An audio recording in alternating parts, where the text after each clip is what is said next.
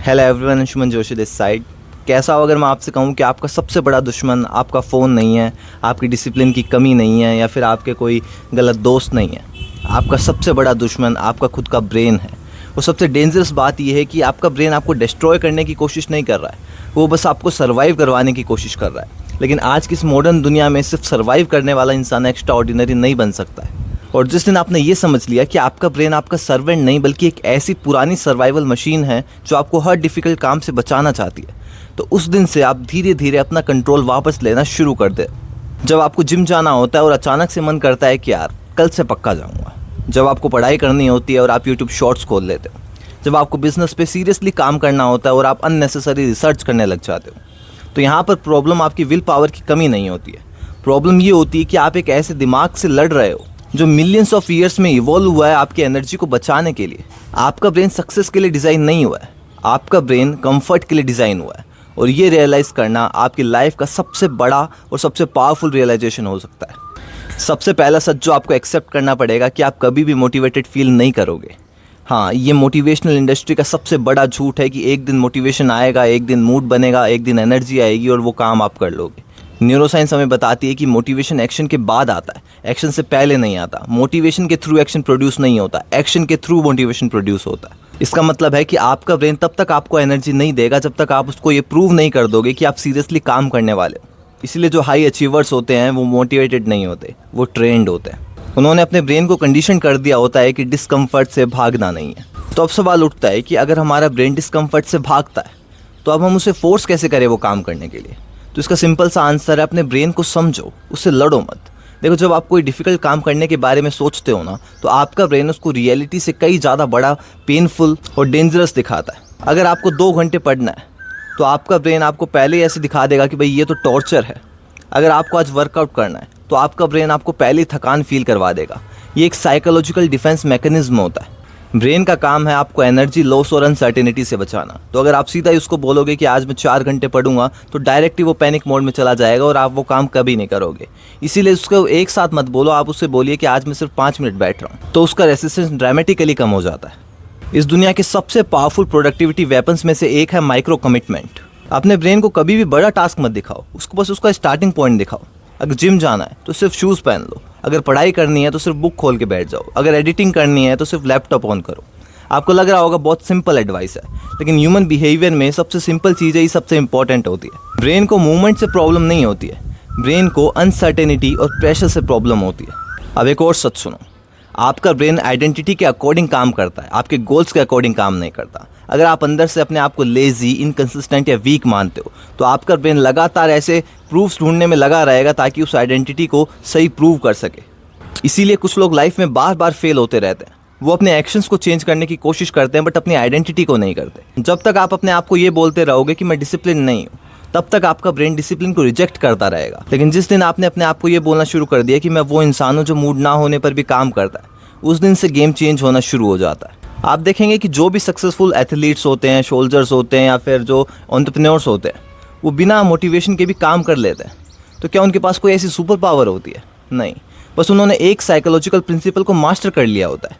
They don't negotiate with their emotions. एक average इंसान सुबह उठकर अपने इमोशन से पूछता है कि आज मेरा क्या मूड है, जबकि एक एक्स्ट्रा ऑर्डिनरी इंसान, एक सक्सेसफुल इंसान सुबह उठकर अपने मूड को बताता है कि भाई तुझे आज ये काम करना है, चाहे मूड हो या ना हो, मन हो या ना हो, मोटिवेशन हो या ना हो।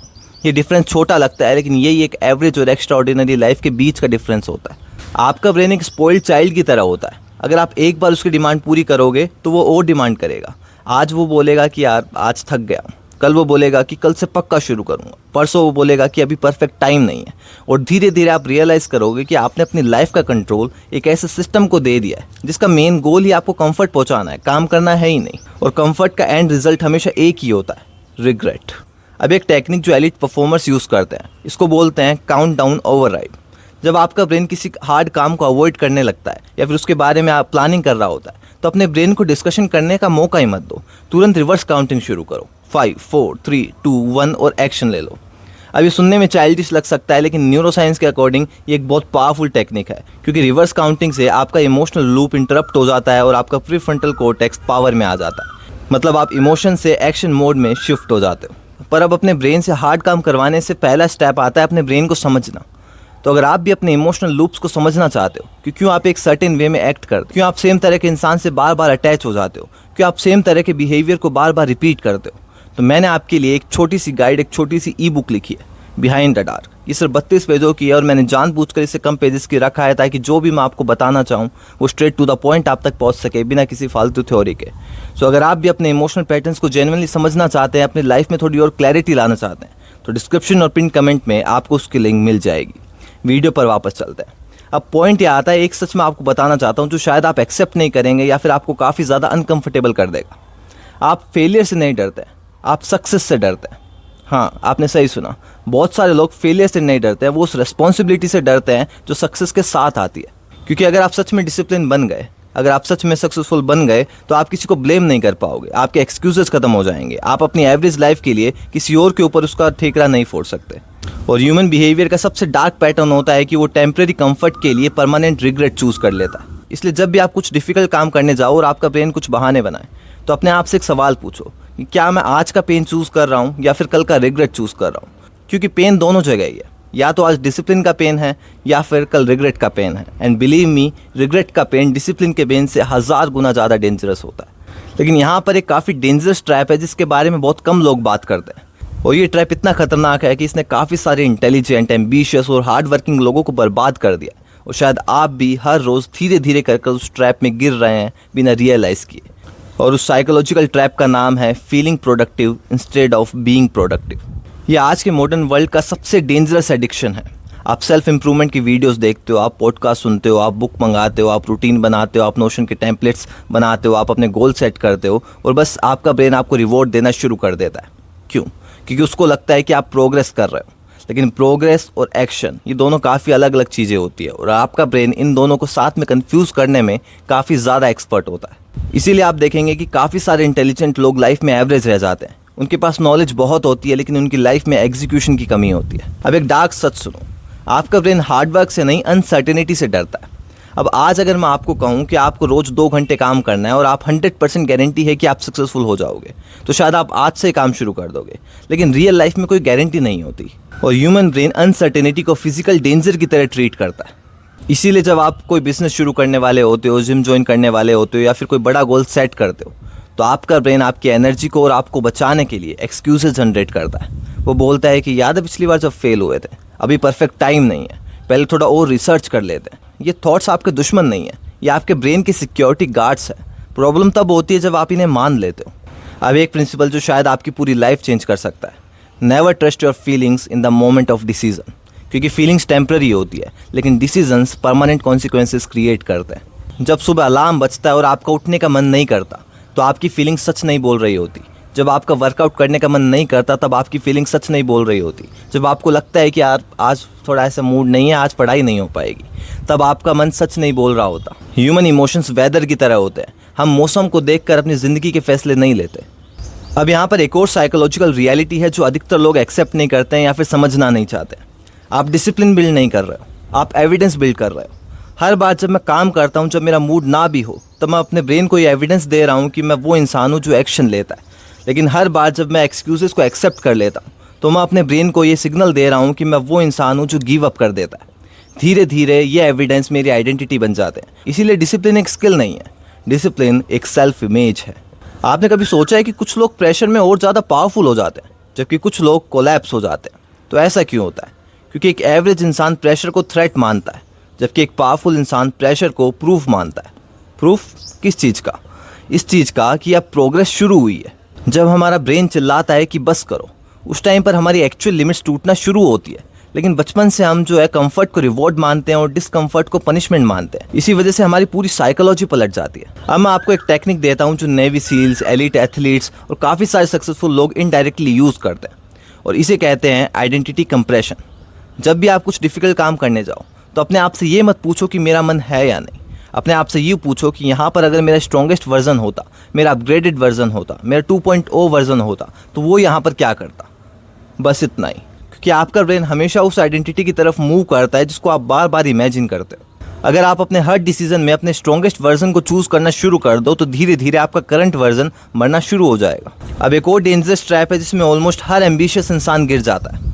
आपको लगता है कि आपको डिसिप्लिन बनाना है, पर उससे पहले आपको अपने एनवायरनमेंट को कंट्रोल करना है। ह्यूमन विल पावर काफ़ी ज़्यादा वीक होती है। अगर आपके पास फ़ोन है, नोटिफिकेशन ऑन है, आपका बेड कंफर्टेबल है, डिस्ट्रैक्शन अवेलेबल है, तो आपका ब्रेन नेचुरली ईजीएस्ट पाथ को चूज़ करेगा।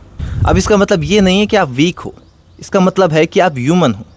इसीलिए कोई भी सक्सेसफुल इंसान अपनी विल पावर पर डिपेंड नहीं करता, वो अपने एनवायरनमेंट को कंट्रोल करता है। अगर आपको पढ़ना है तो डिस्ट्रैक्शन को हटाओ। अगर आपको कल सुबह जिम जाना है तो आज रात को ही अपने कपड़े रेडी कर रखो। अगर आपको कंटेंट बनाना है तो अपना कैमरा सेटअप रेडी रखो। फ्यूचर एक्शंस को प्रेजेंट एनवायरनमेंट से कंट्रोल करो। अब आती है सबसे डार्क और पावरफुल टेक्निक। इस टेक्निक का नाम है सफ़र कॉन्शियसली। इसका मतलब है कि जब भी आप कुछ डिफिकल्ट काम कर रहे हो और फिर पेन आता है तो उससे भागो मत, उसको ऑब्जर्व करो। अगर पढ़ते टाइम जब बोर्डम आता है तो उसको ऑब्जर्व करो।